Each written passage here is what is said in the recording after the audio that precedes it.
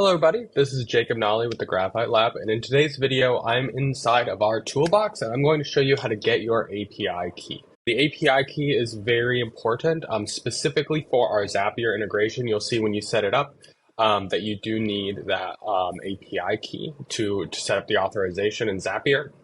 So I'm going to go ahead and show you how to do that. It's pretty simple. All you're going to do is come over here to where it says settings and click account.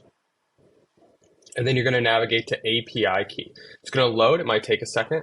It's going to basically pull in your API key, and all you have to do is copy it to clipboard and then paste it wherever you need your API key. Again, this is how your app is going to, how third parties are going to programmatically talk to the toolbox. So it's very important that you don't, this is a very secret thing. You don't want to just send it wherever. You don't want to give it to people. You'll just want to use it within the Zapier application or any other use cases that you might have for the API key. We're gonna delete this API key so it isn't actually going to be live, but this is how you'll go ahead and get that API key.